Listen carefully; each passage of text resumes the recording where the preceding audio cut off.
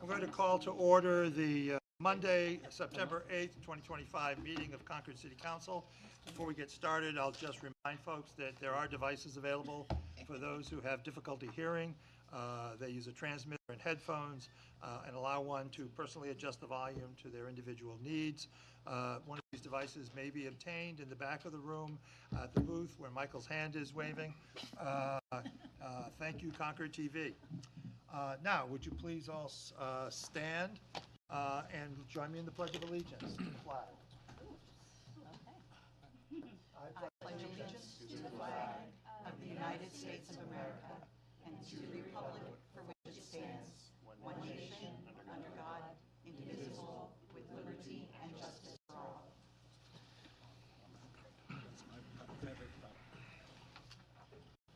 Madam Clerk, could you please call the roll? Yes. Councilor Brown. Here. Mayor Champlin. Present. Councilor Fennessy. Present. Councilor Foote. Present. Councilor Grady Sexton. Here. Councilor Horn. Excused. Councilor Keach. Here. Councilor Kretovic. Here. Councilor Kurtz. Here. Councilor McLaughlin. Here. Councilor McNamara. Here. Councilor Schlosser. Here. Councilor Schultz. Here. Councilor Sapan. Here. And Councilor Todd. Here. Thank you very much. We now have before us the minutes of the August 11th, 2025 City Council meeting. Do I have a motion? Second. Moved and seconded. Any discussion? All those in favor, please signify by saying aye. Aye. Opposed, no. Ayes have it. That moves us to the consent calendar. I'll note that item 24 has been pulled from consent by Councilor Brown. Yes. All right. Do I have a motion? Moved and seconded. All those in favor? Excuse me, Your Honor. Yes, Councilor. I'm recusing myself from item number 16, as my husband is a member of the police department. Thank you very much, Councilor. Councilor Brown recuses herself from item number 16. Are we ready for the vote? All those in favor, please signify by saying aye. Aye. Opposed, no. The ayes have it. That takes us to the public hearing portion of tonight's meeting, starting with item 31A. Madam City Clerk. It's a resolution appropriating the sum of $859,689 for the Steeplegate Mall Municipal Sewer Pump Replacement within the Sewer Pump Station Improvements Project, and accepting the sum of $859,689 in grant funds from the New Hampshire Department of Business and Economic Affairs for this purpose. Thank you. Mrs. City Manager. Your Honor, members of the council, I'm going to go a little bit in depth into this report so the community is fully aware of this project and what has gone into what we've done here and what happens next. So this, as the community is aware, I believe in December of 2024, the city was designated as a housing champion by the New Hampshire Department of Business and Economic Affairs. As noted in the state's award letter, Concord was designated as a housing champion, quote, is a testament to the community's outstanding commitment to fostering an environment that supports innovative and sustainable solutions to address New Hampshire's housing needs. It goes on to say the efforts have demonstrated leadership and vision in creating pathways for housing development that will positively impact residents and contribute to solving the state's housing crisis. So that's a reflection on the City Council's efforts and work over the last several years. As a housing champion, we have the ability to apply for $5 million of state grants to assist in infrastructure improvements and other initiatives to support housing. So the City Council authorized us to apply for $1.75 million, and the maximum potential that we could apply for. The city, one of the projects we applied for was a new sewer pump station that will increase capacity from 91,000 gallons a day to 347,000 gallons per day up in the Steeplegate Mall area, specifically areas designated, located to the west, north, and east of DeMonte Drive. The new pump station and related sewer main improvements were necessitated largely due to the 2019, so you've been at this for quite a while now, change that permitted residential development in the Gateway Performance District. That's the zoning district which prior to 2019 fostered no residential non-residential commercial development at a key areas, gateways to the city. In April of this year, the New Hampshire Department of Business Affairs and Economic Affairs designated us $859,869 for the Steeplegate Mall municipal sewer pump station replacement. Again, the reason it's called Steeplegate Mall, that's the location of where the pump station is. It's owned by the city. The award required the city to execute the agreement contract no later than April 25th. On April 18th, I signed the award, and under the resolutions, we've moved forward with the project. The Governor and Council approved the award in June. The final contract was transmitted to the city at the end of June. As such, staff recommends the city appropriate these funds to support replacement of the pump station. The funds will provide additional financial resources that will actually then reduce the amount of bonds that we need to borrow and actually help reduce the cost to the ratepayers for the sewer costs. While this grant application was prepared by the Community Development Department, that portion of the Heights sewer project pertaining to the new pump station is being managed by the Water Division, Marco out there. The General Services Department, therefore, the General Services Department will administer this grant. I'd be glad to answer any questions. Thank you. Any questions for the city manager?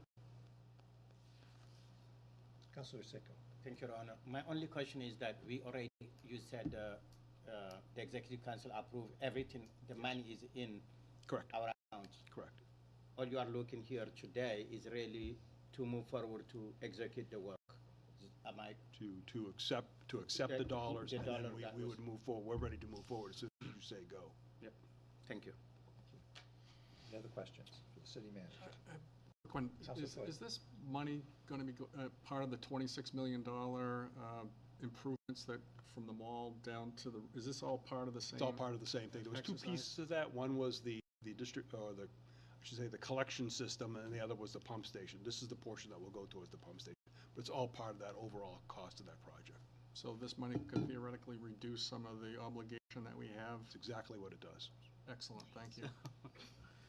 It's the council's project. Other questions? All right, hearing none. I'll open this up for a public hearing. Is there anyone who would like to testify on item 31A? Going once, going twice. All right, seeing none. Madam City Clerk, item 31B. It is a resolution authorizing the city manager to enter into a project agreement with the New Hampshire Department of Transportation, appropriating the sum of $3,664,480.97 in the Broadway West Street intersection project, accepting the sum of $3,169,480.97 of congestion mitigation and air quality grant funds, and authorizing the issuance of general obligation bonds and notes in the sum of $495,000 for this purpose. Thank you. I think I sense a theme here. Mr. City Manager. This is all of your hard work coming to fruition here. November 2022, again, the city clerk mentioned the congestion mitigation and air quality grant program, which is federal money that comes down to the Department of Transportation. Otherwise, you'll hear the term CMAQ. The CMAQ program is federally funded. It provides 80% of the funds for projects to improve air quality by reducing the amount of vehicular emissions. The grant application was authorized by the City Council in 2022. The grant application was filed in early 2023, and the funds are only made available on a 4-year rotating basis. So you have to get in line and stay in line and be patient. In 2024, the city appropriated $275,000 for preliminary design. In April of 2024, New Hampshire DOT awarded $2.5 million in CMAQ grant funds for the project. And at that time, that money was predicated upon estimated total cost of about $3.1 million as calculated by the New Hampshire Department of Transportation. In 2026, the capital program that you approved included $400,000 for final design and permitting. Of this, $375,000 were grants, which were asterisked in the CIP and not appropriated in the 26 budget process. However, $25,000 was appropriated. So this process will take care of all the funding associated with this. Construction improvements is tentatively programmed for the fiscal year 2027 capital improvement program. Design, permitting, and construction of McKee Square will be managed directly by the city via the New Hampshire Department of Transportation. This is a local project, very much like we did when we managed the Sewell's Falls project and built it essentially for the state. The projects are transportation projects administered directly by municipalities, which are funded in part by state and federal grants. So you have to actually authorize me to enter into an agreement with the state to be able to manage this project. In July, the city provided us with the required agreements. We've reviewed them. We need to adopt the necessary resolutions to authorize me to execute those agreements, as well as accept the funds and appropriate the city matching funds. The total estimated project, which includes design, permitting, right-of-way, and construction, currently programmed by the state is $3,961,851.21. Of this, $3,169,480.97 is programmed to be supported by the CMAQ grant funds, which is an increase over the original amount in 2024. And $792,370.24 is programmed to be supported by city funds. So essentially, you're getting a $4 million project for $792,000. Recognizing previously appropriated city funds in 2024, 2026, which total $300,000, is qualifying match for the CMAQ grants. Once required contract and agreements are in place, work to further and refine intersection design alternatives will proceed in community meetings, which Councilor Slosher calls us every week and says, when are we going, when are we going? It will be held to receive input thereon. Following community meetings, the final preferred design concept will be presented to City Council, so you will have it back before you. You'll take a look at it. You'll actually approve the design before we proceed to full design. And upon acceptance, the final design alternative by City Council, the project will advance to design, complete design, federal permitting, state permitting. Additionally, total project costs will be updated. In the event that additional funding is required, additional CMAQ money may be awarded by the state from available funds. And then, of course, we would need to match that with the 80-20 match if that takes place. Presently, it's anticipated construction will start in the summer of 2027. I'd be glad to answer any questions. Any questions for the city manager? Councilor Brown. Yes. Have there been any community meetings or charrettes about this intersection? Because I've recently heard from some folks who live in that area who have said that there's a couple of times that it might be congested, but for the most part it's not, and they, are not in favor of the roundabout. They would like options. That's what I've heard. There's been a series of, Matt, do you want to talk to? Of discussions and community meetings over time? Probably the most discussed intersection in the city, or one of them, and it has been for a long time.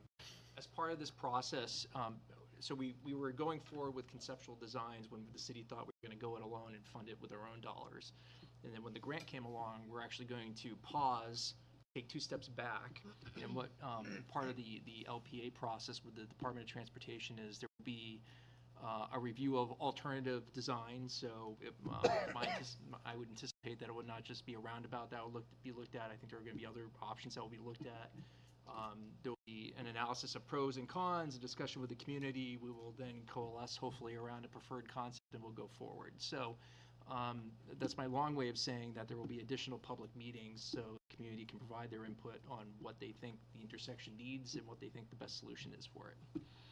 Follow-up? So I just want to clarify, so that this is not definitely going to be a roundabout. We are just saying that we are definitely going to do something with this intersection. We are going to do something there. A roundabout's been long contemplated, but the DOT process will require us to look at alternative intersection improvements, not just a roundabout, and then we'll make a community decision about what we're going to do. All right, thank you very much. Thank you. Any other questions? And again, City Council has final say.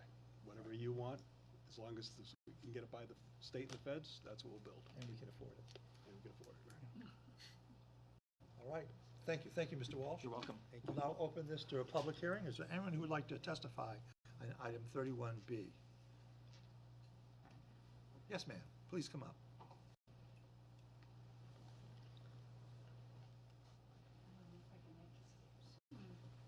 Councilor Kretovic is leaping to your aid.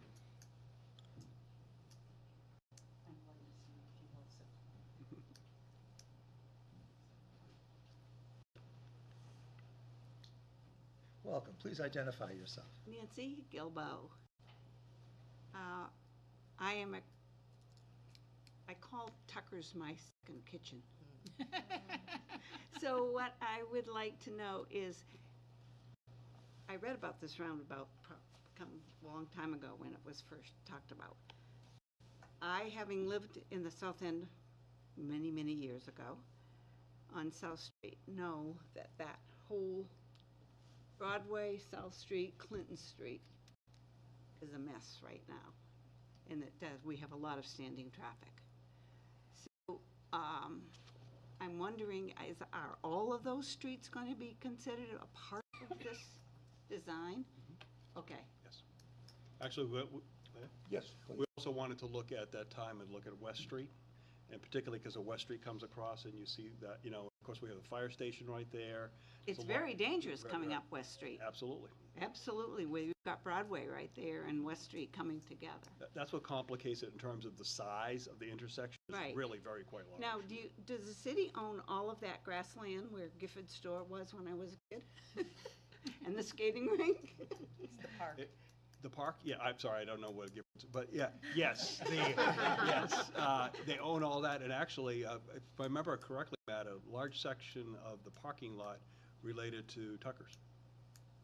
Okay, but I'm talking about the grassy area. Yeah, all that is all city. That's city property now? Okay, that's. So we have a lot to got work. a lot of land We have a lot to with work with. then. We should be able to come up with a good solution. Yeah, I appreciate that. You're That's one of my worries. Thank you for bringing Thank it you for your forward. time. Thank you. I'd just like to say I appreciate someone who knows something that Yeah. Tom doesn't know about the city. So thank you very much for your testimony this evening. It's a rare occasion. Well, I am soon to be 86 years So old. just a couple of years old, just a couple of years. Yeah, That's awesome. thank you. Is there anyone else who would like to testify? My goodness. All right, seeing none, I'll declare the public hearing closed. Madam City Clerk, item 31C.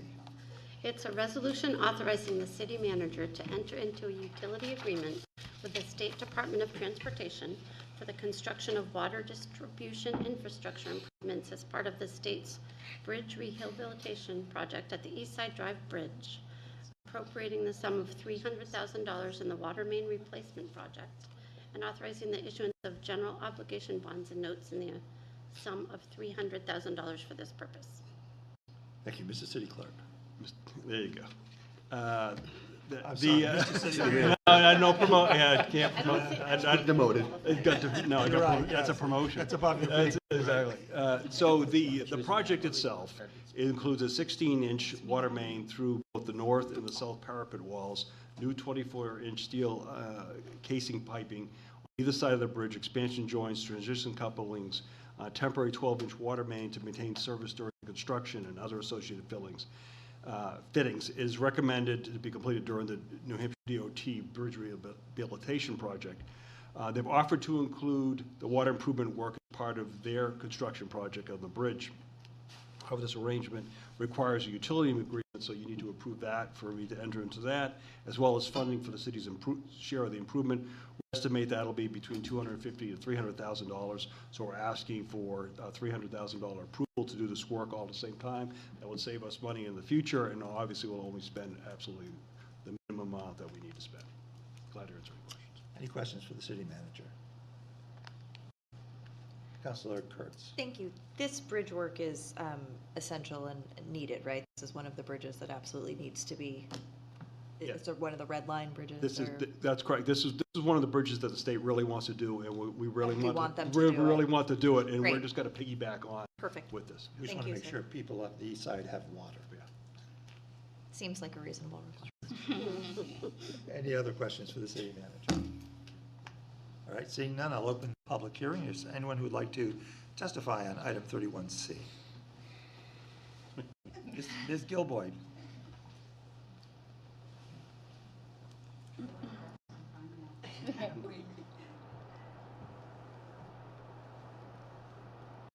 This one, definitely. Again, Nancy Gilbo. I live at 54 East Side Drive, Oh. right at the bridge.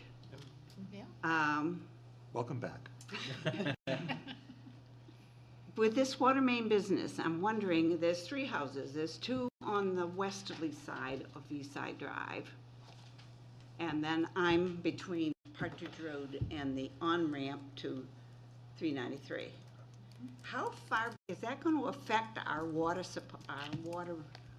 and our pressure or whatever? No, actually, no, let me bring one of our best people. Marco, you want, could I? Yes, please do. Marco Philippon. He's the one who provides all the water to your house on a daily basis. He's coming for you. He carries the bucket. Good customer. Hopefully you're a good state.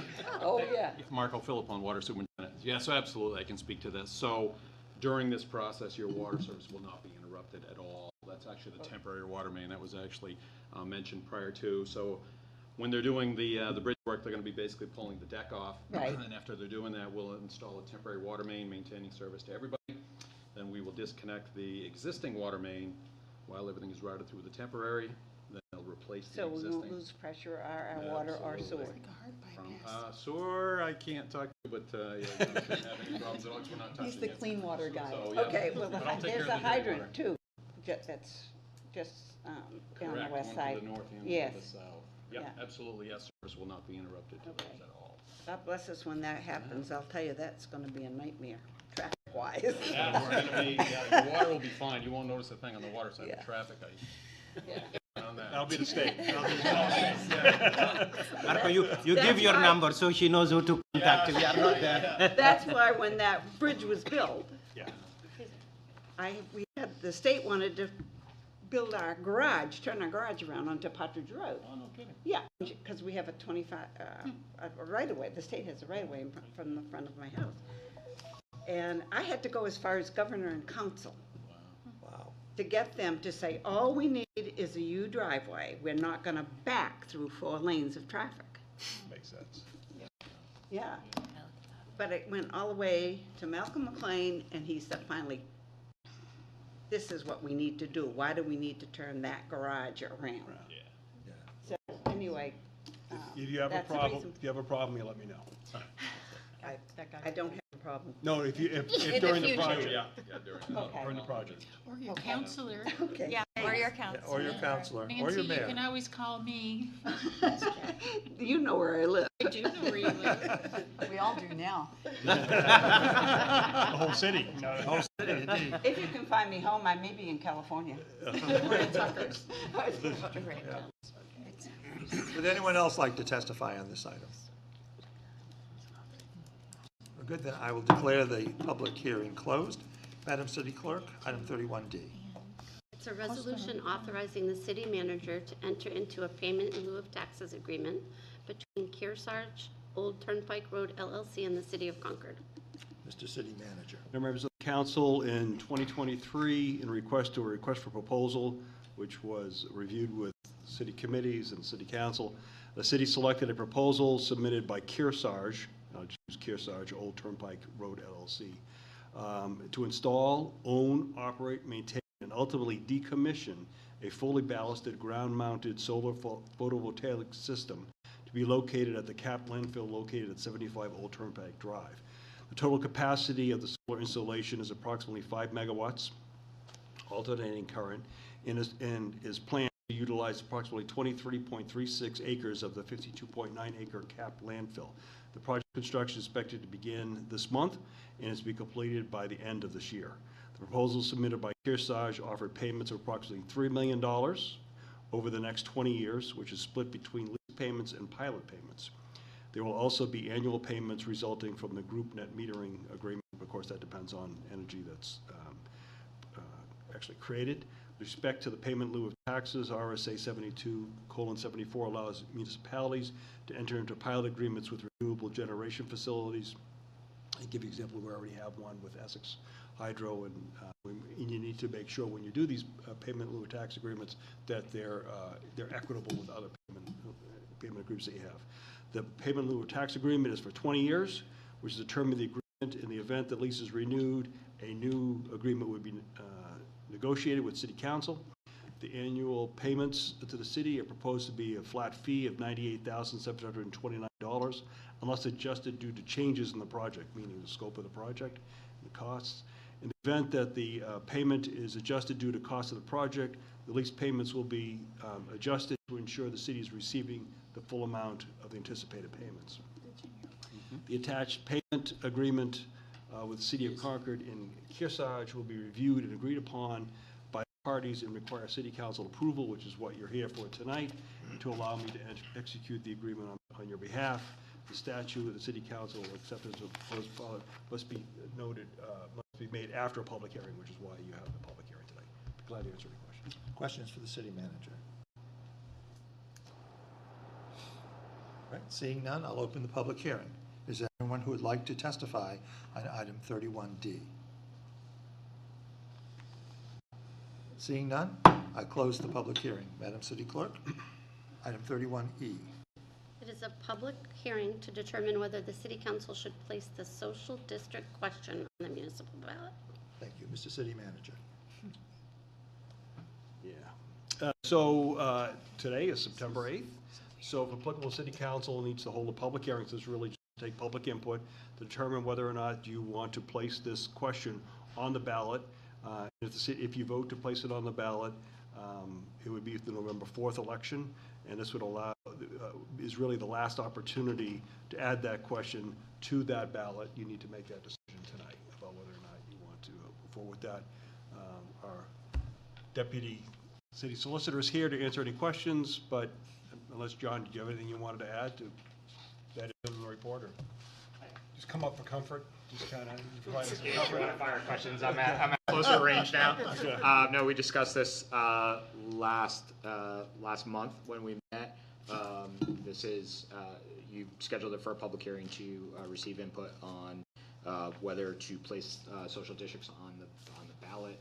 Social districts are designated areas where pre-existing liquor licensees could sell and patrons could travel in a common area after receiving a beverage from those licensees. So happy to answer any questions. Councilor Brown. Yes, if we say no, we're not going to put it on the ballot, then what happens? Okay, so if, then we would not for the next 2 years be able to enact a social district at that point in time. And then that could be revisited in November of 2027. At that point, other municipalities may have addressed it. And obviously, one of the other things that we discussed is the Liquor Commission is supposed to adopt rules related to social districts. They obviously haven't had the opportunity to do that yet because legislation is so new and rulemaking takes at least 6 months. So if you say no and don't want to put it on now, you can readdress it in 2 years. Councilor Grady Sexton. Thank you, Your Honor. If we were to reject this this evening, can the public petition to have this put on the ballot? At this point, they would not have time to place it on the ballot for this election. So that would be open to the public again in 2027. So really, we're at the end of the time period where we can address the November ballot. Thank you. Councilor Kurtz. Thank you. Should we elect to put this on the ballot, what will the language of the ballot question be, or is that yet to be determined? No, it is prescribed by the statute, and it is literally, shall we allow the operation of social districts within the city? Follow Follow-up. At that point, in this hypothetical, we allow it, it's on the ballot, it's approved. What controls does City Council then have, or who determines the parameters around said social districts? City Council would still have the ability to identify the district and the maintenance plan that is called for in the statute. So if you decided to put it on the ballot and it was approved, and the city decided along with potential licensees to identify an area, we would still have to come back to you to get approval to actually establish the district and establish the rules that will go around the district. Am I correct? I'm going to just interject here. Am I correct, though, that those rules would have to be approved by the State Liquor Commission, correct? They would. There's a little bit of lack of clarity. In the statute, it says that there needs to be a maintenance plan, and we would have to identify the boundaries, the rules, the hours and the days, and submit that to the commission. What approval or disapproval they may have at that point in time, if we're in compliance with all of the laws, is unclear to me. So I don't know that we would need to notify. I believe right now, as the statute is written, it's more of a notification to the commission, and as opposed to requesting an approval. Thank you. Let me see, Councilor McNamara. So if this were to go through, if you have no business who wants to participate, would that just put it at a standstill? It would. I think if we were going to establish a district, obviously you would need licensees who would want to sell into the district. And so this would be, I don't want to speak to, I deal with the legality of it, not the practicality of but we would need, I think, businesses who would want to participate, who are in close proximity to one another, so that we could create a district, because these have to be continuous areas. So we would need licensees that are in close proximity to one another, so that we could identify that location. Follow up? So if you had multiple businesses who wanted to participate in this, maybe you had two that were in proximity and one was not. I know we don't have an answer for this, but there would have to be some discussion on, do we eliminate one, or how do we manage all of those, correct? Correct. Well, they would still have to participate. There are things that they would need to do to be able to participate in the social district. So if we drew a social district boundary around and there was a licensee within that district who did not want to participate, they would not have to, because there are, they have to label their beverages, and they would have to abide by certain rules relating to the social district. So theoretically, they could opt out by just not participating in that way. Councilor Credit. Thank you. Speaking of hypotheticals, you did mention rules, hours, and days are part of this legislation. So hypothetically speaking, if it were market days and 3 local restaurants that happen to be right around Bicentennial Square in a contained area could ask the city during market days if they could have a social district that they then control, people coming in, people coming out, but then they would be able to potentially have alcohol in Bicentennial Square during market days in a limited amount of time, if this was something that the city adopted as a social district. Hours, days.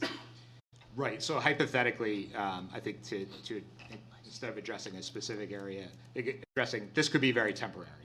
If you so chose to just say, we want to do this for 3 days, whether it be market days or some other limited time period. My understanding of the legislation is that you can set up the social district with a very defined period of time for operation, both in terms of which days you'll allow, which hours you will allow. So I believe that hypothetical is correct. Thank you. Councilor Keach. Thank you, Your Honor. Just a quick question. First of all, I'm very supportive of this, but if it rolled out and 2 years later we found out it was a disaster, we would have the ability to obviously shut it down, correct? You would be able to put it back on the ballot to have it rescinded. So it would have to go back on the... Well, there's two layers of approval here, right? There's the baseline layer of ballot approval to say, as a municipality, are we allowing this at all? The council would still have authority to approve districts or not on an ad hoc basis, as long as that approval is given by the voters. I think theoretically voters could rescind that approval in 2 years. Okay. I saw Councilor Todd, Councilor Schultz, Councilor Sekou, Councilor Fennessy. Thank you, Your Honor. Councilor Keach's question is kind of what I was thinking, in case folks are confused out there. So let's just do another hypothetical, if you don't mind. We decide to go ahead and put this on the ballot, and then the voters will decide one way or the other as to whether or not they would allow this entity called a social district to exist in the city. Obviously, if the voters decide no, then we do not have the option, and we're done. If the voters decide yes, that does not necessarily mean that just because entities that have liquor licenses can, because of the vote, they can automatically just create a district. They can say, okay, we're signing up, we're going to create this district. In other words, the council would be able to, has to make the final decision as to whether or not to allow a district, what the parameters of it, as you were describing earlier. And then, as Councilor Keach suggested, then if in fact it didn't work out for some reason, would it not then be the council's prerogative to simply say, no, we are disbanding this? That is correct. So I would think of it as the voters are giving the city council the power or the tool to use that. It's up to the city council to exercise that power how they see fit in terms of whether they want to set up the district. If they have an experiment where they're not happy with how it goes, certainly the city council does not need to approve any further social districts at that point in time. Thank you. And with that, I would assume that it would also be the council's prerogative to hold a public hearing.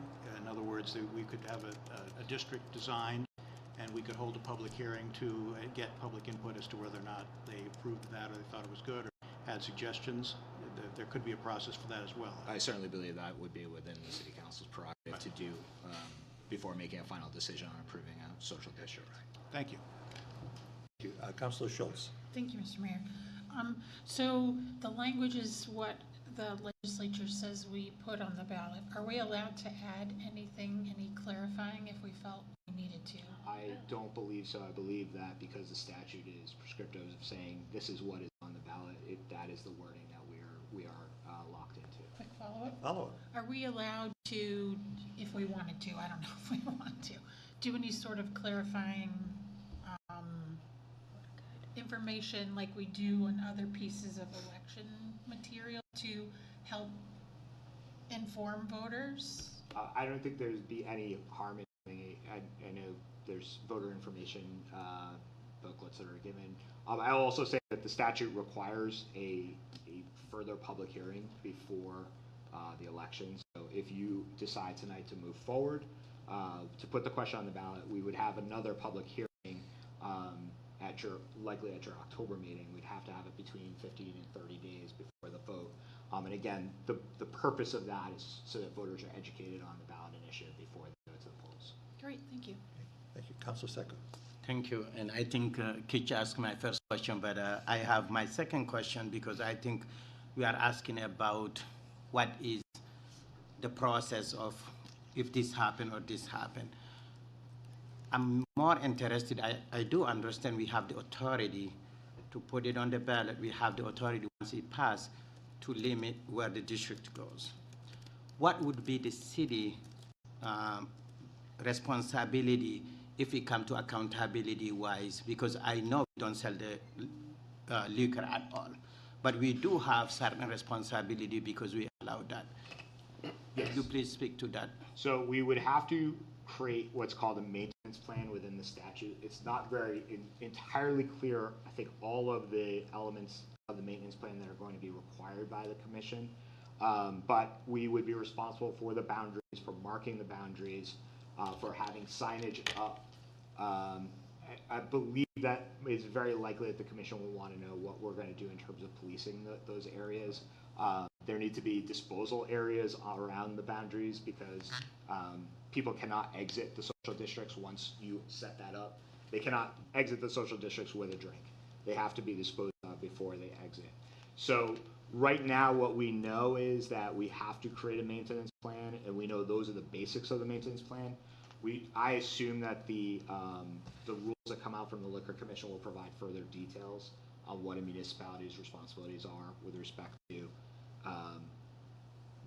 maintaining that district, policing that district, and those other things.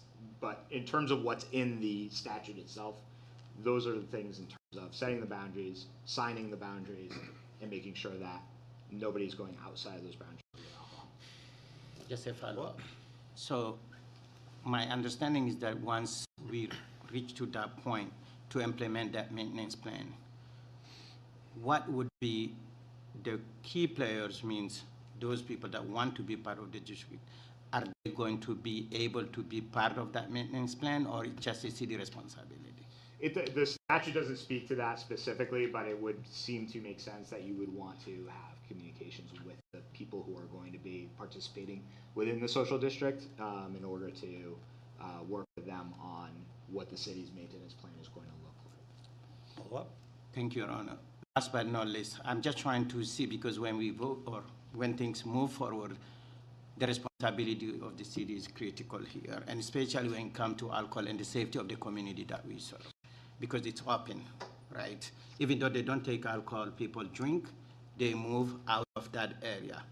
And last time when you brought it to us, I asked of the people that sell the alcohol have the responsibility to cut them off when it's time or whatever. That's not our responsibility. Other than the maintenance plan that you listed, our responsibility is very limited, it looks like. I would say that it is setting up the boundaries. Again, we don't have any responsibility with regard to the service of the alcohol at all. That remains the responsibility of the licensee. With respect to setting up where the boundaries are, making sure that it's signed and clear where the boundaries are, we do have to post ahead of time to let people know these are the hours, these are the days, this is the location. These are, likely you'd want to say these are the participating entities, because again, they can only take certain drinks that are labeled from a participating entity into the social district. So sort of maintaining the perimeter of that area is going to be where the city is going to have the responsibility there. Thank you. Okay, thank you. Any other questions? Councilor Brown? Yes, thank you. Can you speak to more about the rules coming out of the Liquor Commission? When is that expected? So the legislation just passed. It was signed in July. And from what I understand, there is not emergency rulemaking associated with this. So again, I don't have any special knowledge with respect to these rules. Just in general, rulemaking on the state level is a 6 to 9 month process. So my expectation is this would probably be, we would probably see something from them early in the calendar year. Mr. Conforti, I had 3 really good questions from a constituent who emailed us, Mr. Gadet. And I think that all of them have really kind of been addressed. He asked if we could share a skeleton idea of what a maintenance plan would entail. I think you've done that in response to the questions. He asked if the police department could comment on possible law enforcement concerns and mitigations. I think that the police department is not here tonight, but you, I think, addressed that to a certain extent. And also he asked about discussing the potential advertising of an explanation of what this actually is as people go to the polls. And I think you addressed that in terms of the second public hearing that we would have in October, should this body decide to place this on the ballot for the voters in November.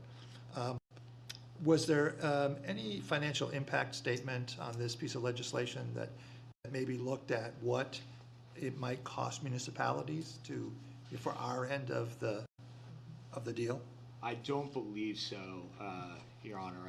I don't recall seeing in either my research on this a financial impact on municipalities, and it's not indicated in the session number or the bill number that there was an FN done. So I don't think that one was done. I'm not 100% certain, but I don't believe so. I suspect it wasn't, but thank you.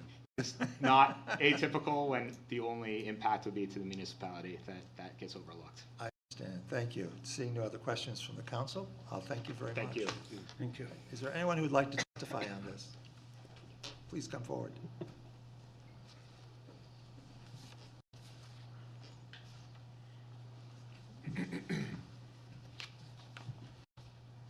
Welcome. Thank you. Good Good to see evening. you. My name is Kate Fry. I'm the Vice President of Advocacy at New Futures, and I'm also a Concord City resident. So I am here to testify regarding provide public testimony on social districts. I will say New Futures is not taking a position on whether or not an item should be on a ballot. I think that's a consideration for local control. I will say, as a city council member or a city resident, when I go to the polls every 2 years and I see these questions and I have no idea what they mean, I would advise the city council to do a lot of education. I've worked 10 years in alcohol policy. I didn't know what the term social district meant till last year. So those are just off the top comments. One of the reasons I'm here to testify is because I think the misleading coverage around social districts. This is something that has happened in other states nationally. It has worked very well in some cases, but it has worked, I think, from a public health prevention point of view, when it's a community district, the social district is focused on the community and not the drinking. You have communities like Virginia Beach and other areas where the focus is completely drinking. And then you have other more rural communities that the focus is more on culture and community. And so I would encourage the city council to look from the angle of how can we support our community. So just a few points, and I have written testimony. We are nonpartisan organization. We work on the health and wellness of New Hampshire residents through policy change. We've worked extensively with policymakers and prevention partners to prevent and reduce alcohol drug problems in the state. While proponents of social districts have indicated the creation of these districts will be a boom from communities from an economic perspective, it's really important to remember the social districts in their very nature will increase access to alcohol and alcohol consumption in communities. Well-established research has established that increased alcohol consumption is linked to social problems, including domestic violence, traffic accidents, crime, among many other problems.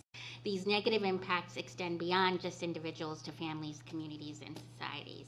So therefore, the social district should be really thoughtfully and carefully established by local governments with clear and controlled zones, while ensuring public health and safety and implementing measures that support prevention efforts and reduce negative impacts. I think it was really well explained what the statute included and what needed to be covered. We work with a lot of national organizations that I said identify best practices for the social districts and communities. We asked the City Council to carefully consider the clear geographic zone, define the boundaries of the social district, and file that map to the Liquor Commission, which is required by statute. Set hours and days and clearly establish and communicate the specific hours. We would strongly encourage this community to establish a temporary districts around community special events or festivals and not ongoing permanent districts. We would also suggest avoiding events that are targeted towards youth like Concord Halloween Howl. Concord has some great partners in prevention. Some are on the table tonight.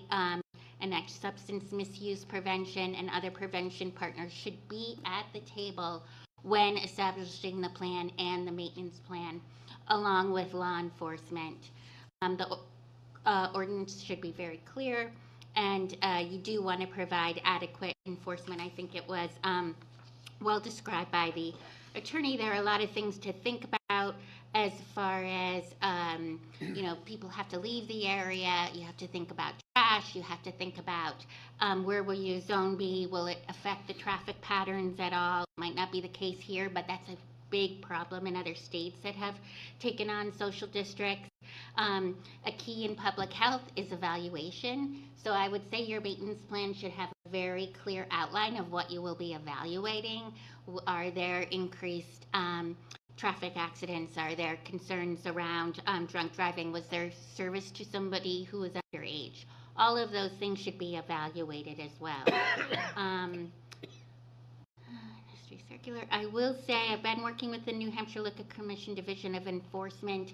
They will have an industry circular that will be posted soon. I just texted to see what the timeline would be for rules. The language is very vague about what they would be writing rules on, so I'm not sure if that will give you more direction. The industry circular may as well, and I can forward that when that's out. But I think that's covered. Great, thank you. Any questions from Ms. Fry?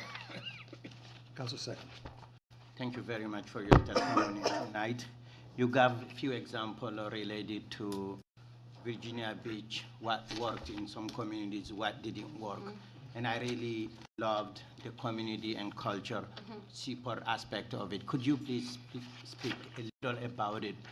What community has done and done well when it comes to this objective perspective of community and cultures. One state in particular that has really taken on social districts has been North Carolina, and some of the more rural areas of that, I was at a presentation a few years ago where their focus was really about, again, the community, the culture, bringing families together. Yes, the social district did involve drinking, but the focus wasn't drinking. The focus was events directed towards kids, family events,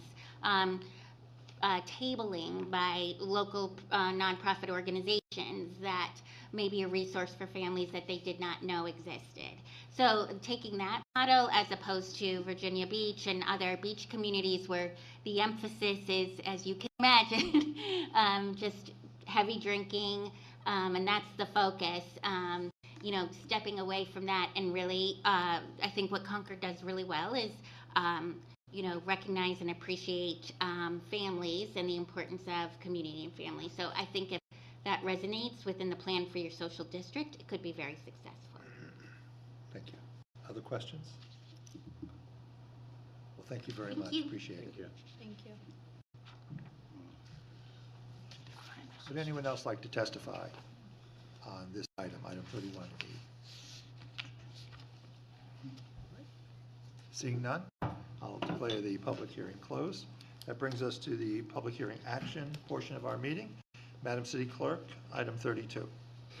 It's a resolution appropriating the sum of $859,689 for the Steeplegate Mall Municipal Sewer Pump Replacement within the Sewer Pump Station Improvements Project and accepting the sum of $859,689 in grant funds from the New Hampshire Department of Business and Economic Affairs for this purpose. Move Thank you. approval. Second. The motion is moved and seconded. Any discussion? All right. I'll just say this is one more example of the good work of our city administration in capturing outside funds to helps minimize the impact on taxpayers of major infrastructure projects. Mr. Walsh and his team. Thank you very much. All right, all those in favor of the motion, please signify by saying aye. Aye. Opposed, no. Ayes have it. Madam City Clerk, item 33. I'm sorry, ayes have it by the necessary two-thirds vote. Madam City Clerk. It is a resolution authorizing the city manager to enter into a project agreement with the New Hampshire Department of Transportation, appropriating the sum of $3,664,480.97 in the Broadway West Street intersection project, accepting the sum of $3,169,480.97 of congestion mitigation and air quality grant funds, and authorizing the issuance of general obligation bonds and notes in the sum of $495,000 for this purpose. Move approval. Second. Moved and seconded. Any discussion? Councilor Schlosser. Yeah, would like to comment a little bit on the last note you just made, Mr. Mayor. The long history of this just shows how long and how much work is involved in these kind of projects and how much work our city staff did in procuring funds from the state for this project. So I just want to appreciate the work of Community Development Department and maybe others involved in this to obtain these funds for this city. So thank you. Thank you, Councilor. Any other comments? All right, all those in favor of the motion as presented, please signify by saying aye. Aye. Opposed, no. Ayes have it. Madam City Clerk, item 34. By the necessary two-thirds majority. Item 34 is a resolution authorizing the city manager to enter into a utility agreement with the state of New Hampshire for the construction of water distribution infrastructure improvements as part of the state's bridge rehabilitation project at the East Side Drive Bridge, appropriating the sum of $300,000 in water main replacement project and authorizing the issuance of general obligation bonds and notes in the sum of $300,000 for this purpose. Thank you. So moved. Moved? Second. Moved and seconded. Any discussion? All right, all those in favor of the motion as presented, please signify by saying aye. Aye. Opposed, no. Ayes have it. Motion passes by the necessary two-thirds majority. Madam City Clerk, item 35. It is a resolution authorizing the city manager to enter into a payment in lieu of taxes agreement between Kearsarge Old Turnpike Road LLC and the City of Concord. Move approval. Second. Moved and seconded. Any discussion? Hearing none. All those in favor of the motion as presented, please signify by saying aye. Aye. Opposed, no. Ayes have it. Madam City Clerk, item 36. It was a public hearing to determine whether the city council should place the social district question on the municipal ballot. Move approval. Second. Moved and seconded. Any discussion? Councilor McNamara. I spent a lot of time thinking about this, and I can't say I'm pro or against this, but I am concerned at how this feels very rushed. And for it to be rushed, we're going to have to do extreme due diligence if it passes to make it very clear on what needs to happen. There are 6 communities in Michigan who have put this in place, and there was an echo among all of them that we needed more police surveillance, we had more trash, we had more cars. I don't think it's a problem for us because we just had a survey done that shows that we have plenty of parking. But because of the things that I saw as concerns in other communities, for our community, we need to really make sure that it's clear that we're looking at the values, family values, and bringing the people who deal with substance abuse, drug and alcohol to the table on these conversations. That's my concern that I think that we'll have to really do some due diligence around. Thank you, Councilor. Councilor Brown. Yes, I agree with Councilor McNamara. I do feel like this is rushed. On the parking committee, we heard about different initiatives that other municipalities were taking, and we thought, this is great, let's watch and wait and see how things go. And I think that would be the best course of action now, because this legislation did just pass and the rules aren't out there yet. There's no harm in waiting. According to the report, we already are able to have small districts, so I don't think there's any need to rush forward with this. Thank you, Councilor. Councilor Schultz. Yay. Thank you, Mr. Mayor. I was yang because. I know. I caught that. Got the right name this time? Yes. First of all, weirdly, I've heard more about this topic recently than a lot of other topics I usually hear about. So that's interesting, which leads to my more salient second point, which is I do trust the voters of Concord, and I therefore will be supporting this because of that. And also, third, I do agree that the voter education piece is important. I don't know if this is a good idea or not, but should you want to do some sort of an ad hoc committee to come up with language or a PDF or whatever that needs to be, I would love to help. I think that, we can include the pertinent information that we think should be helpful to people, but, because not everybody reads the paper anymore. I do think, though, that I trust the people of Concord to discern and make a choice. Thank you, Councilor. Councilor Fennessy. Thank you. I do think everything's moving a little fast, but I do have a great deal of trust in the voters having the opportunity to make a decision.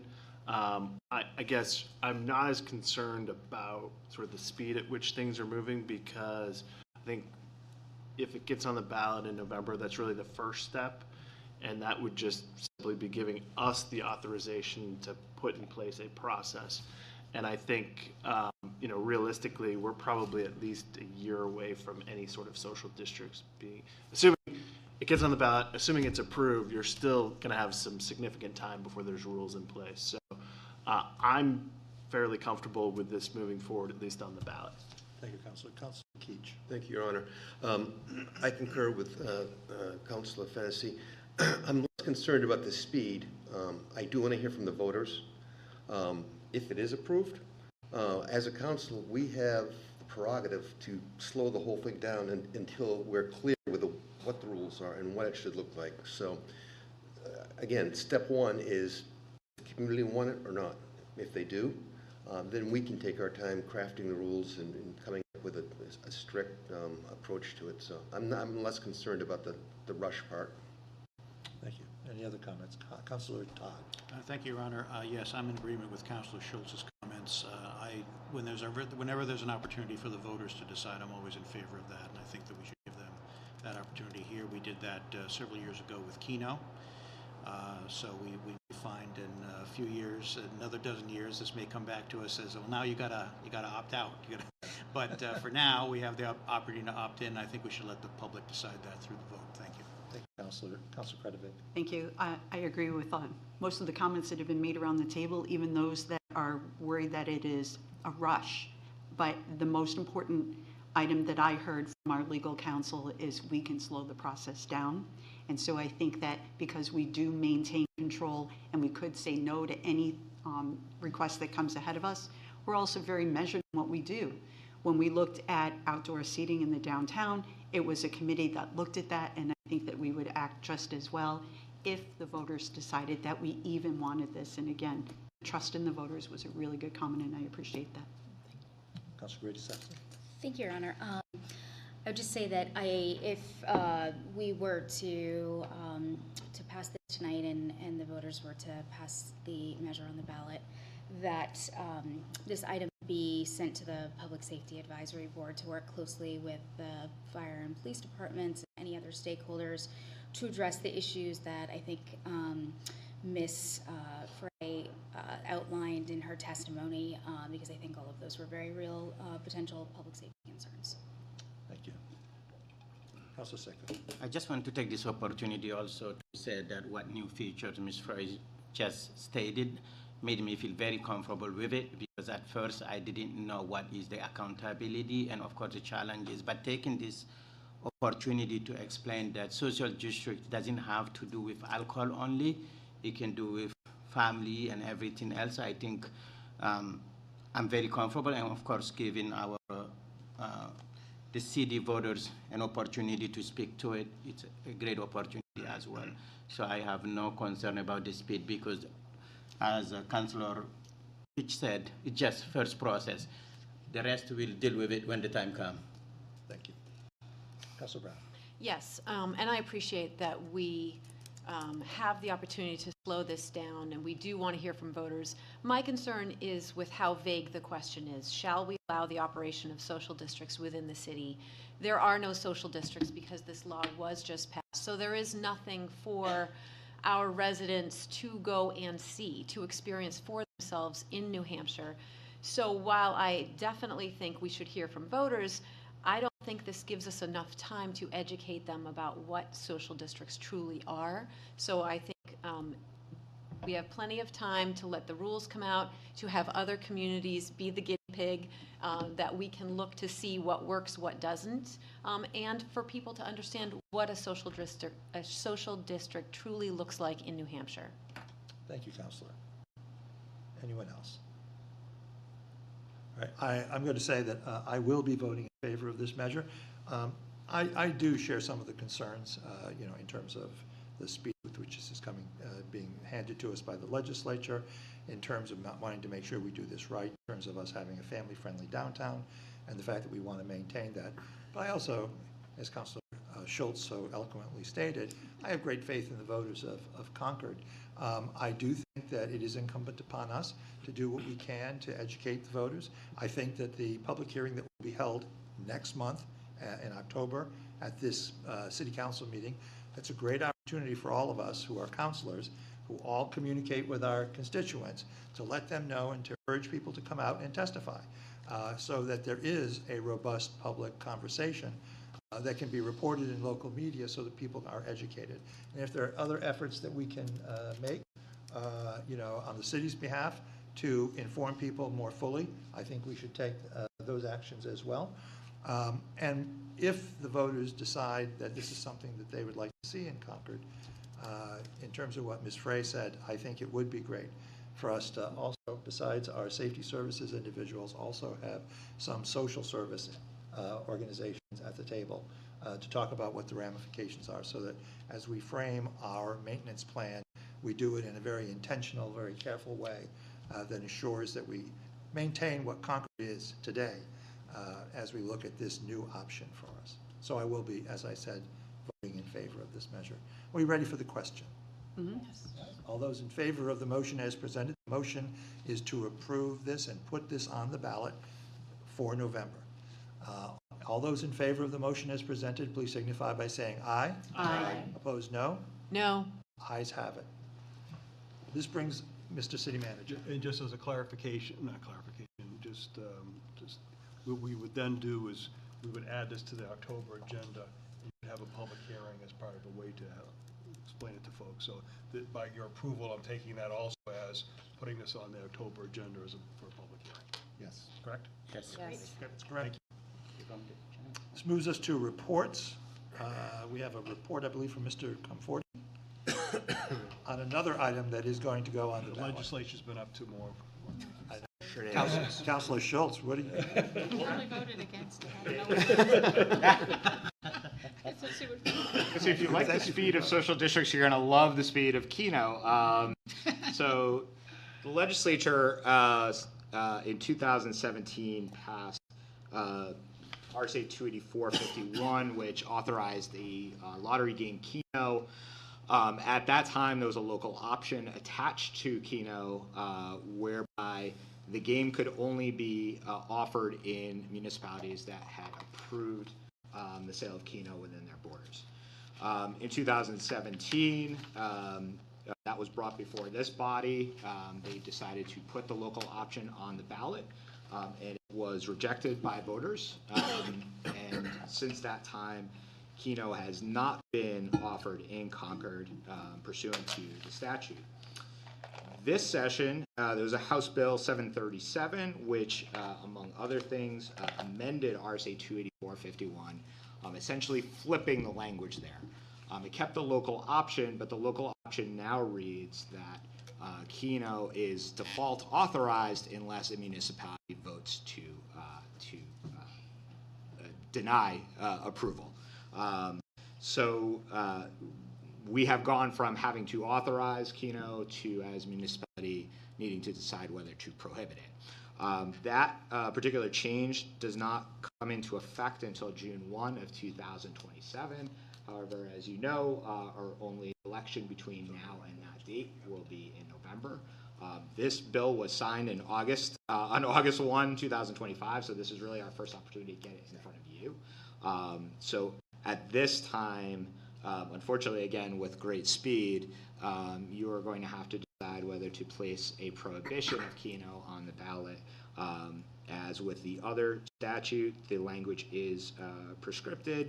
It is, shall we prohibit the operation of Keno games within the city of Concord? At least that one is a little more clear, I think, to the average voter, and obviously there's more knowledge of Keno now that it's been in the public consciousness for the last 8 years. So happy to take any questions, but essentially the very short way of saying this is Keno was an opt-in. It's now been changed by the legislature to an opt-out. And the question is whether you would like to put that opt-out on the ballot. Questions from Mr. Conforti?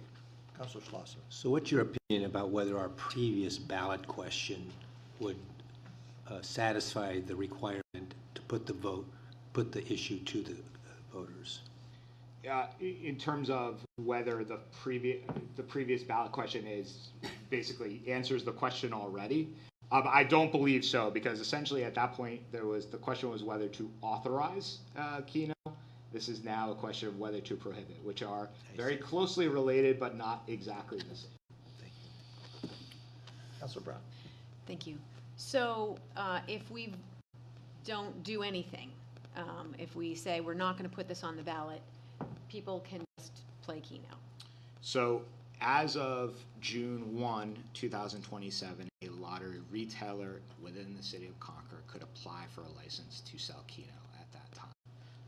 So obviously because we do not have an election between now and June, other than the one in November, that could then be authorized to begin selling Keno 2 years from now, summer 2 years from now. That could be placed on the ballot again in November, and that approval could again be pulled back by the voters in 2027, 2029, or whenever the voters would like to act on it. But obviously the go live date for statewide Keno, unless prohibited, is June 1 of 2027. Councilor Credit. Thank you, Your Honor. In the interest of consideration and courtesy of the knowledge of our community and what their wishes might be, would you entertain a motion to place this item on the ballot? I will. I will make that Second. motion. It's moved and seconded. Is there any further discussion?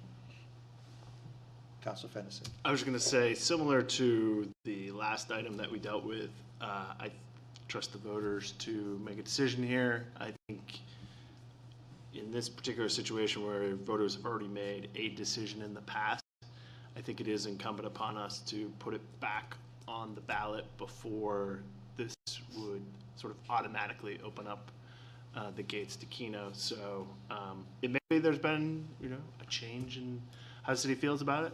I don't know, but I think it's incumbent upon us to put it on the ballot and see. Thank you. Councilor Keach. Thank you, Your Honor. You may not know the answer to this, but is there any revenue stream to the municipality through the Keno?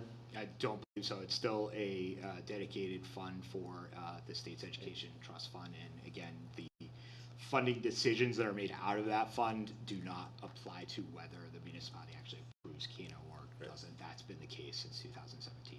Thank you. Councilor Kirk. Thank you, Mr. Mayor. I agree that we should put this on the ballot, and I will just add to Councilor Schultz's previous call for some education around it. Given that this has flip-flopped, I think we have an obligation to the public who voted one way before and may not understand the language of the ballot initiative without a little bit of context. You took the words out of my mouth. I should just interject as well. This would also require another public hearing in October during that 15 to 30 day. And again, your next meeting would fall within that timeline. So there would be a public hearing for voters to hear about this issue at greater length. Thank you. Any other discussion? All right, we have a motion on the table. Are we ready for the motion? All those in favor of the motion as presented, please signify by saying aye. Aye. Opposed, no. Ayes have it. Motion passes. Thank you, Mr. Conforti. That brings us to items pulled from consent. Madam City Mayor, Clerk. I would like to point out that I was not a legislator when that was voted for. Thank you, Councilor. Original. Thank you. Thank you, Councilor. Representative. The only item pulled from the consent agenda was item number 24, pulled from the consent agenda by Councilor Brown. It is the June 30th, 2025 MS9 and MS10 reports from the city treasurer tax collector. Thank you. Councilor Brown, would you like to speak to the item? Yes, thank you. As my colleagues may remember, I had asked questions about the recreation reserve, and the MS9 is the annual report that is submitted to the Department of Revenue Administration tracking our capital reserve accounts. I had asked, after looking at this report that was circulated recently, it reflects the $400,000 that we approved being added in January. It also reflects $200,000 being withdrawn. And when I asked for additional information about the withdrawals, I received information from the Deputy City Manager of Finance, and the annotation was that it was in the fiscal year 25 budget. I was unable to find it anywhere in the budget, and this may just because I'm not a finance person, but I do feel that we have a responsibility actually for our constituents' funds, our assets, and I had questions. I was unable to find it in the budgets that were previously listed. There were 3 resolutions that were annotated as showing withdrawals that actually don't mention the recreation reserve at all. So I would like more information about what that $200,000 was for, because I do not believe that the council gave approval for it, or there was discussion about it. Would you like me to have the? I think treasurer? you Can may. I have this? I'll take it. Okay.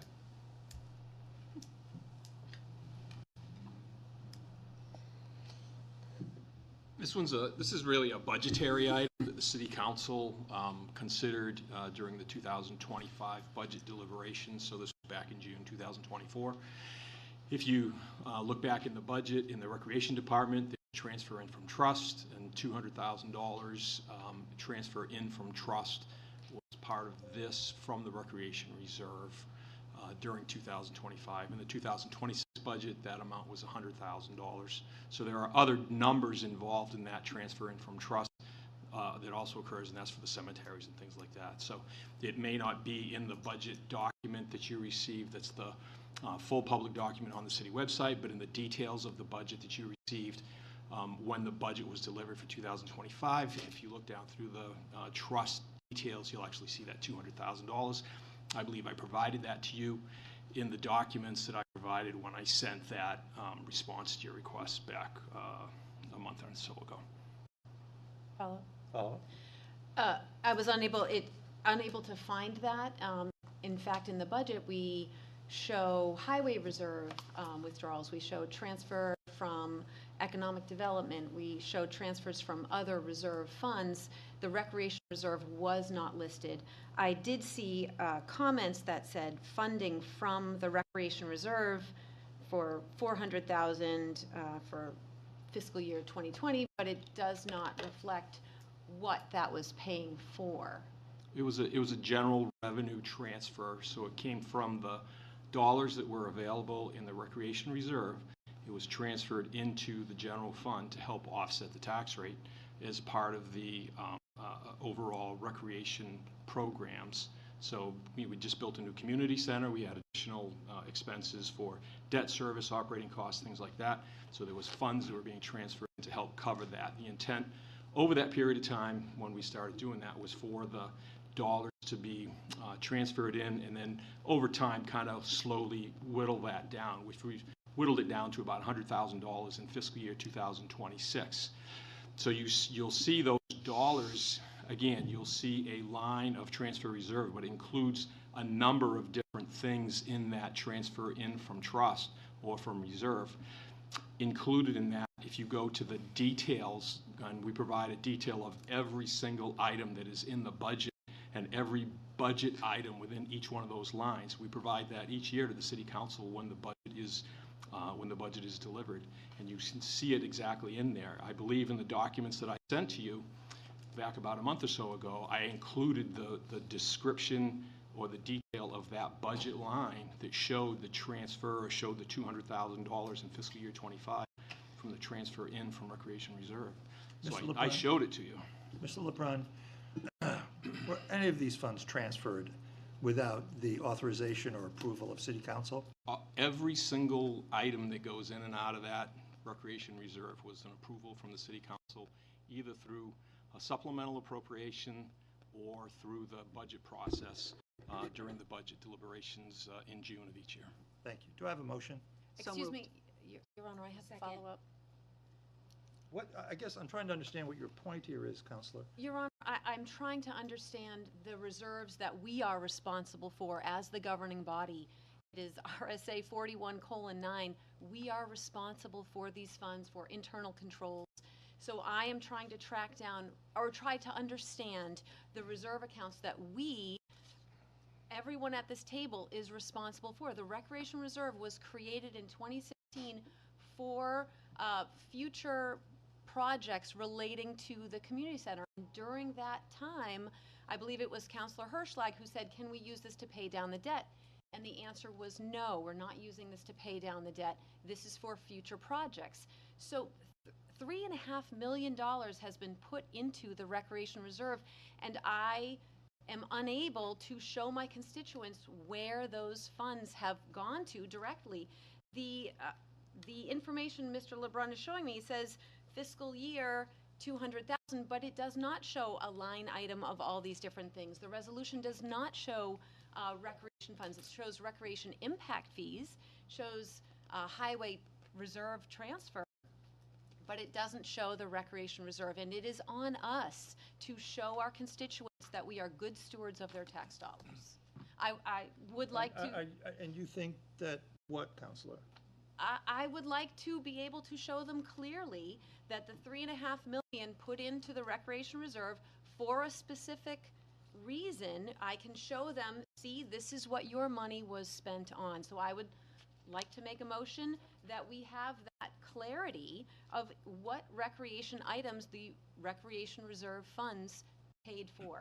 All right, is there a second on your motion? Hearing none?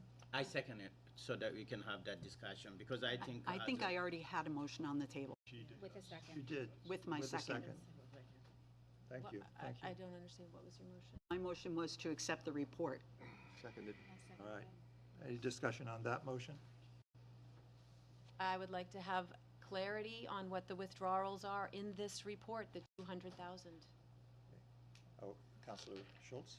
Well, I don't always understand some of the conversation that I think Counselor Brown is asking, but I think that's because I'm still learning a lot about the budget. I do think, it would be helpful to, I guess, the process, I'm trying to come up with the right words. I do believe that the staff are doing what they say they're doing, but if it's if it's understanding where that is in what we've voted on and whatnot, can't we do that at a sit-down meeting with maybe the city manager and make sure that your questions are answered, Councilor Brown? I guess that's more of a question to you. Councilor Brown? I'd like to just clarify that $200,000, it may have gone to buy pencils, it may have gone to pay debt service, it may have gone to pay for some electricity. It went to a little bit of all of those things. But we don't break down the $200,000 there to say, we bought 11 pencils, we're gonna buy, 14 notebooks, it doesn't break down that. It's a revenue source, just like the other revenue sources that we have within the budget. If you go to all of the departments within the budget, we have revenue budgets, and that's exactly where this revenue stream is showing. It's been this way for years and years and years. What we show is a revenue coming in to help offset the expenses. When you look at the overall budget, we have all of these revenues that come in from transfers in from reserve, from auto registrations, from permits that we sell, from every other source that we have. And then we have a budget number that we have expenditures. We subtract all those revenues from the budget number of expenditures, and we come up with a number that says this is the amount that we have to raise in taxes, and then we estimate the tax rate for you. When we collect motor vehicle registrations, we don't mark down every car that comes in and say, this is gonna go buy, 14 notebooks, or it's gonna pay for $12 of electricity. That's not how that revenue stream works. It doesn't go to that level of clarity on that. When we look at the capital budget and we transfer money in from the capital budget for the highway maintenance program, we know that it's gonna go to paving streets, to reclaiming streets. So it's gonna go to those kind of things because that's very specific. But when you transfer them into the operating budgets like that, it goes to a whole variety of expenses that are in that operating budget. In this case, it's for recreation purposes. If you're asking me to come up with a list of pencils and pens that we bought with that $200,000, I can't do it. Mr. LeBrun, our current general fund budget, I think, is $89 million, is it not? Do you have any idea what the 2025 general fund budget was? Probably less than that. Yeah, it was about $83.5 million. $83 million. How many staff would we require if we were going to track this level of detail? To see what we bought for that $200,000, you mean all the pens and or every pencils? $200,000? I probably need about 75 people in order to try to get to that level of detail. That's It just kind of the work we we've been don't doing do that. That's not how this works. And this is the level of work you've been doing to respond to some of these questions. Mr. Mayor, when you get your paycheck, and I know that it's a pretty substantial paycheck as the mayor's office. When you get that paycheck, you put it into your checking account, and that goes to help to offset, your electricity bill, your food bill, your car expenses, whatever it is. But it's not, you don't say, this amount is going for that piece of it, right? Because not only do you have that $2,000 paycheck that you get, but you probably have some other money coming in from this source and that source. And all kind of gets brought in together, and that's what helps fund your overall operation. And when you're out of that money, you got to go into your savings account, right? And you gotta pull some money out of the savings account in order to do the rest of it. Great, thank you. Council Secretary? I just want to say thank you, Mr. O'Brien, because I think it's always good when we take time to explain. It's a question, it's not too complicated. Now we know whoever is interested, especially me now, I know where to go to find it. As you said, it's trust details. What I do want to say here that every single question that comes to the table, it's an education for me and for many other counselors. So it's very important. Sometimes, like you just did, I never, like I said, I don't want your job, so I will never ask detail by pen and pencil, but I do think it's a responsibility of all of us to know if we need an information where to find it, and that's what you just did. So thank you.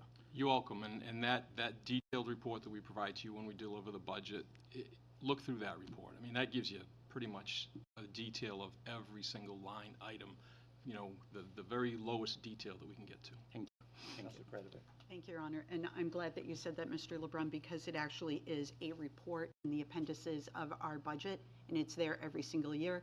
And it is more than 60 pages long, and it is probably an 8-point font that tells you money in, money out on every single department, on every single line item. And when it says transfer in, it means that revenue is coming from a source in this bucket to offset this expense anticipated in the budget. And I think what Mr. LeBrun was saying is this is from a previous year's budget. This is not this year budget that we're operating in now. Your Honor. Councilor Brown. Yes, I'd just like to point out that we chose 400,000, or 400,000 was assigned to recreation. And ordinarily, when you assign those funds, it's for a project that you are anticipating. I would assume that if we're paying for pens and pencils, it would be equipment, or we would use the unassigned fund balance for that. I think what troubles me and what I don't understand is that this was assigned for recreation, and there is no clear line to what recreation dollars this was covering. And during budget, when we suggested, can we use this to pay for other recreation projects, the answer was no, this is dedicated to the clubhouse. So if we have put in $3.5 million into the recreation reserve, I think we should know what it has been paying for. Councilor Keach. Thank you, Your Honor. We have a motion on the table with a second. I would suggest move the question. All right, move the question requires a 2/3 majority vote. All those, in a second? Is there a second? Second. I heard a second. All those in favor signify by saying aye. Aye. Opposed, no. Question is moved. I'm going to move the question. It's not Which debatable. question is I'm what I going would like to know. Move the motion. This is the motion that's on the table. To have a detailed report. The motion that's on the table is to accept the report. Thank you. It's a motion that you made. So the motion is to accept the report presented by staff. All those in favor, please signify by saying aye. Aye. Opposed, no.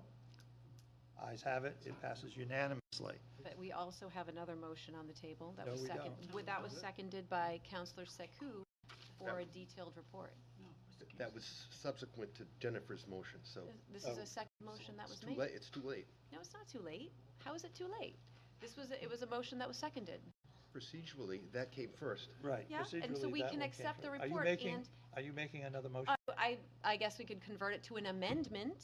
No, and it's not an amendment, No, the Counselor. motion is for a detailed report of the withdrawals from the recreation reserve. That was seconded by Councilor What I Sekou. second was, Go ahead, Councilor Sekou. what I second was really to answer the question and guide us where to find, if there is any question, to where to find that directions. And I think Brian, Mr. LeBrun, take the time now to give us the direction where we can go and learn about this. Now that we move on to next item on our agenda, I think I'm all set. All right, thank you. You can withdraw your second. You technically withdrew your second.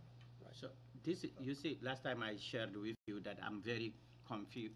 I was confused last vote we did about parking, and now we are coming to the same thing. I thought that when we vote on something, we move on, we don't come back on second and third and fourth.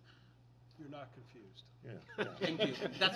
That's how it should be? You're not confused. Right. You understand exactly how it should Okay. work. Right. Thank you, Your Honor. I just want to add to that, because I've talked to Councilor Brown a little bit about some of her concerns. Again, she's far ahead of me. I'm trying to, I don't know that I could explain them. I just would like to address the fact that if you have lingering questions, that we could sit down and go over those and find ways to clarify that even without a motion, and I would be open to helping with that where I can as a fellow counselor.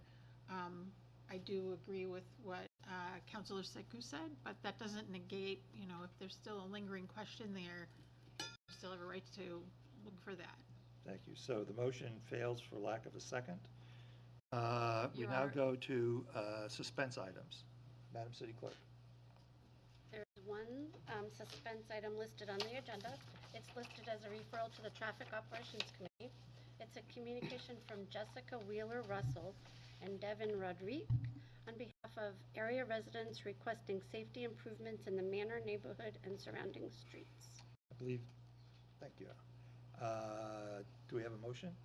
To refer A this? motion to Refer. Motion to suspend the rules. Right. To I'm suspend sorry, the motion rules. to suspend the rules, Thank yes. you. And do we have a Yes. second? Yes, second. Thank you.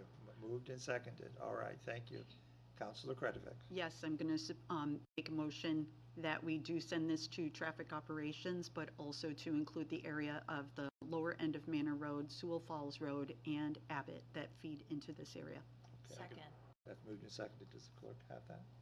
I think we have to vote on We have the to first suspend the motion. rules Oh. first. Yeah, we Oh, I thought we we do did. have to move to suspend the rules. Thank you. All right.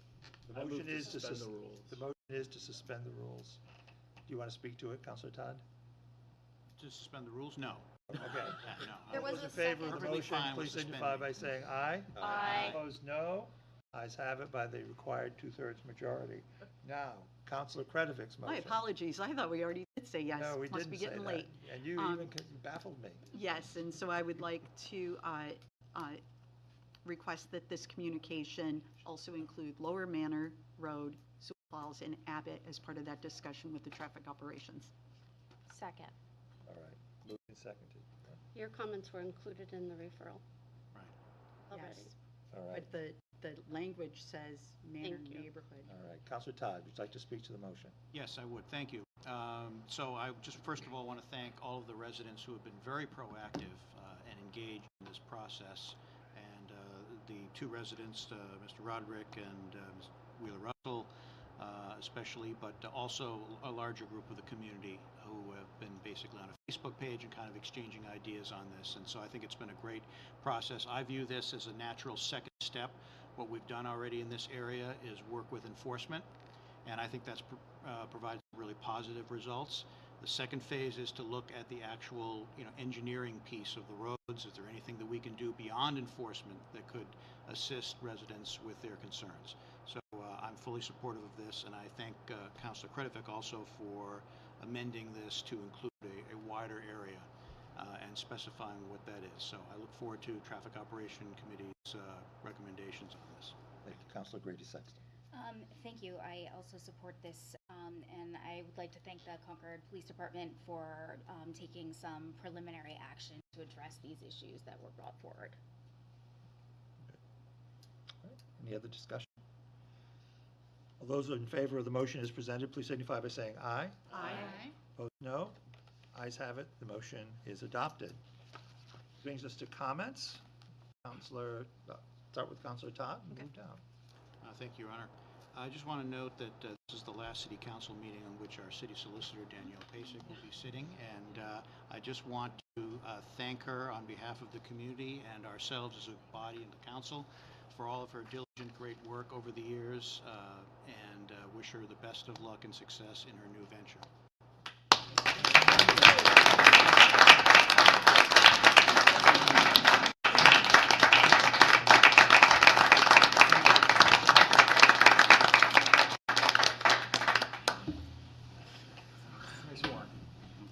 Thank you, Councilor Todd. Councilor Kretovic. Thank you. I'm so glad we had some laughter tonight. I was recently at a yard sale. Remember this? This beauty was sitting there for sale, and it had 50 cents marked on it. And I'm pretty sure that when it was auctioned off during a Paint the Town Red fundraiser for a local nonprofit organization, that it sold for $250. And I bargained down to get it for free so that I could give it to my dear friend Amanda Grady Sexton the artist of the painting.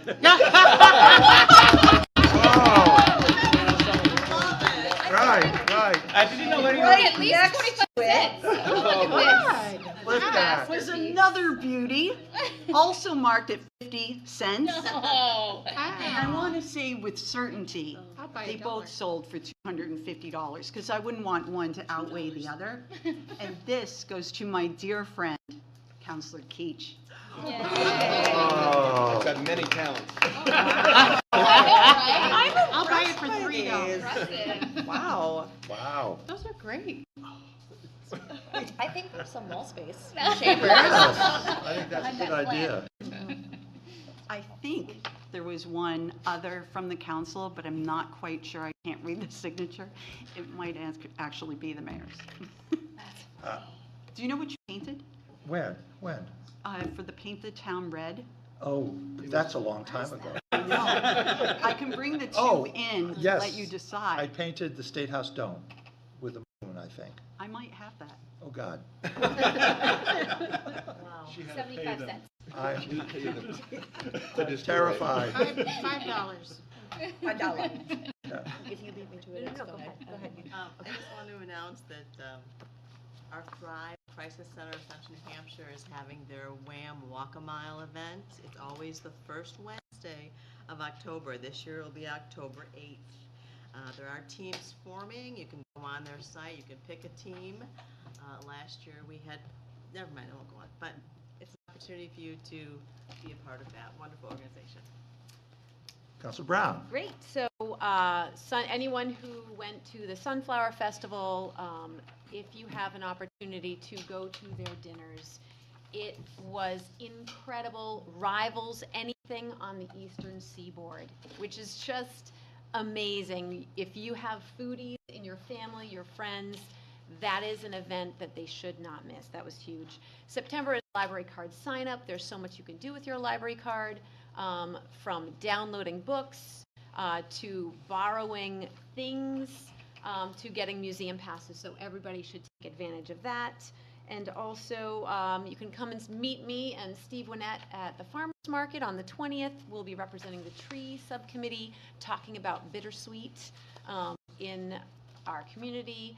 And also for my colleagues, the New Hampshire Municipal Association holds classes and trainings for free. And tomorrow, the class is on Operation Policies and Understanding Fund Balance. So join me. Excellent. Thank you. I would just like to say I hope everyone's had a wonderful back to school, and to remind all residents and visitors to Concord to slow down during morning and afternoon when we have a lot of healthy walkers and cyclists on their way to and from our many school buildings. And if you are avoiding traffic by cutting through neighborhoods, please do so slowly and mindfully of the residents who live there. Sunday, September 21st from 11 to 5 in Keach Park is Concord's annual Multicultural Festival. It's always a wonderful event with lots of fantastic food. Pray for good weather and check it out. And I'd also like to wish a Lashana Tova, a Happy New Year, to Jewish members of Concord's community who will be celebrating their Jewish New Year in the coming weeks. Thank you. Thank you. Councilor Grady-Sampson. Thank you, Your Honor. Let's see. First, I wanted to thank the staff at Parks and Rec for an incredible summer, staffing our pools, as well as the summer programming they put on, and of course the summer camps, which I think are extraordinary. And I'm so grateful for all of them. Also wanted to announce the Bicentennial Square Restoration Project public meeting that'll be held right here on September 16th at 6. And you can come here and learn about the plans to renovate Bicentennial Square. And I'll also be holding a private auction on this masterpiece. $6. Councilor Keach, anything? I'll pass, thank you. Councilor, nope. Councilor Schlosser. So, on Braver Angels is a national organization that promotes civil dialogue of people with different political persuasions. And on September 23rd, from 7 to 8:30 at the West Street Ward House, there's going to be a special meeting for Concord City residents, hosted by me, but our special guest will be Joel Berman, who is who lives in Concord. He's a Concord resident, and he's the New Hampshire lead for Braver Angels. So there will be a special meeting, 7 to 8:30 at the West Street Ward House. He will facilitate a conversation and exercise on skills for disagreeing better. We're not going to use any national political issues, but we know people disagree in this community about many things, sometimes with polarizing debate like middle school, property taxes, homeless solutions, Beaver Meadow, pay-as-you-throw garbage, speeding on streets. You've heard many of the concerns. So it's imperative that we learn to disagree constructively. And so we are going to use the Beaver Meadow Clubhouse renovation issue as a prompt for us to reflect how we disagree. It is designed to be an engaging evening, and residents from both sides of the clubhouse issue are encouraged to attend. And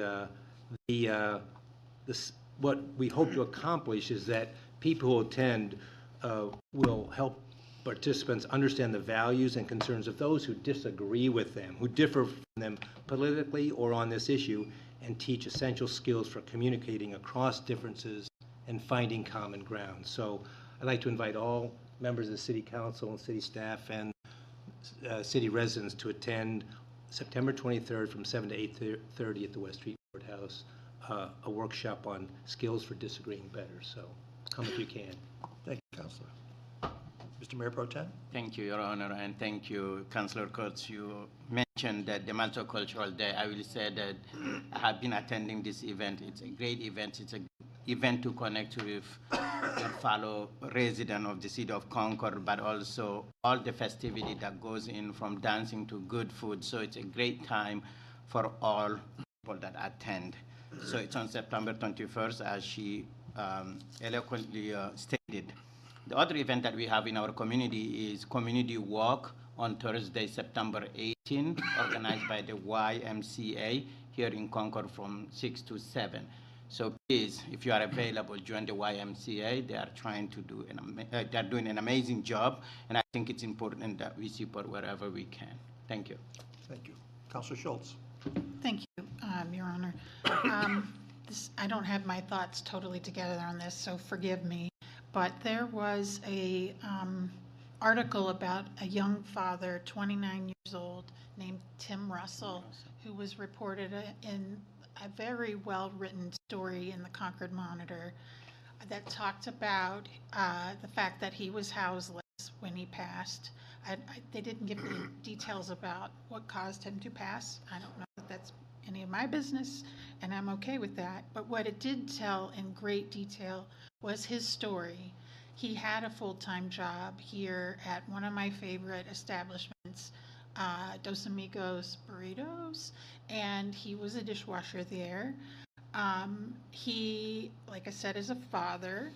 He was in contact and working regularly with the wonderful folks at the Concord Coalition to End Homelessness and the Community Action Program for Belknap and Merrimack County. He was the next person in line to receive housing in their process, which is just another sad part of the story. And the phrase in that article that really is haunting me is the phrase "tragically common," referring to his situation. And I am horrified that we can think of it as tragically common. It puts an exclamation point on a lot of the things we talk about here that we care about, that really is so hidden. You know, to hear that there are over 100 kids that are houseless in our city, at least in the Concord School District alone, is hard to wrap your mind around. To know that there are so many people that are houseless in our community that don't have decent enough access to mental health care or health care in general, even when they're working full time. So when I talked to Councilor Schlosser yesterday, when I ran into him, and he's like, well, what do you want folks to do about this when you raise it? And I don't know that I have all the answers to that, other than obviously if you pray or meditate or send empathy and compassion, we should do that for all who knew and loved Tim Russell. We, in my opinion, should also start really planning, because these sorts of situations are only going to get worse as the downshifting to the localities gets worse around issues of Medicaid, et cetera. I hope that folks can come to the State House and advocate for a better minimum wage, since we just default to $2.35 an hour. And for restaurant workers, it's still a lot lower than that. We really shouldn't have a tragically common situation. If we're the wealthiest country on earth, a very wealthy state, when we have such great compassion, it isn't just up to the churches and the temple and the Islamic centers to catch and create that social safety net. And the people who have that in our town and that work with our citizens do a great job, but we don't fund it enough. We don't do enough. Sometimes we are, penny wise but pound foolish. I think that we have a tragically common situation like this. We need to roll up our sleeves and get some stuff done. And I'm sure that everybody here agrees with me, but the ways that we need to do that, I don't know that we've done enough.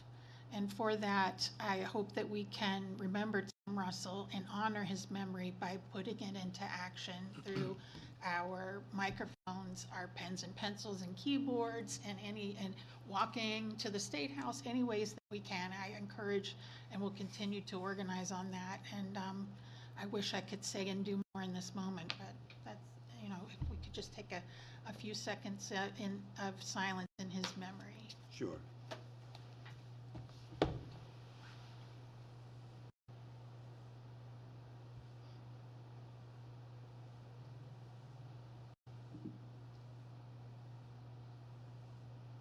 Thank you. Thank you. Councilor Sec.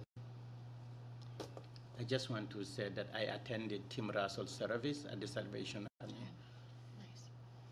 I know his mother very well, and I was honored to be invited to attend that service. So thank you for raising this. And the Concord Coalition to End Homelessness, Connor, did share a lot about Tim. It was a beautiful service, very well attended. A lot of people, they had shared stories about Tim. They said, even though he was on house, if he has $1, he thinks that somebody else needed more than he does. So he was described as a very genuine young man that gave a lot to the community. And I have never had the honor to meet him in person, but I did attend his service, and it was a very beautiful service. So it's a very tragic things that I think, I don't know what to say here, if it was, could it prevent or not, but the housing part, I think there is a lot of work to be done. Thank you. Councilor Foote. Yes, thank you, Your Honor. Just want to mention that on October 18th, the third annual Pink Tie Gala is being held at the historic Phoenix Hall with a goal of raising $100,000 all through donations for the American Cancer Society. So there'll be all sorts of copious amounts of food, drink, and entertainment that evening. And you can, if you're interested, you can purchase tickets at the pinktiegala.givesmart.com. pinktiegala.givesmart.com. I've been to it in years past. It's a great event. And again, everything is being donated. There's no compensation. It's all strictly donations. Great cause in the month of October, so get your tickets early while they last. Thank you. Thank you. The Multicultural Festival has already been mentioned by Councilor Kurtz and Councilor Sekou, and I will second what they said. It's a great flag parade, the great food, the performances, the booths, the activities, it's all great. My next item is not as sexy as the Multicultural Festival or the Community Walk or the Pink Tide Gala, but I would mention to you that, or remind you that Concord General Services is holding its annual Hazardous Waste Collection Day for Concord and Pennacook from 9 to 3 this Saturday, September 13th at Everett Arena on Loudon Road. You can bring your unwanted household hazardous waste and safely dispose of it.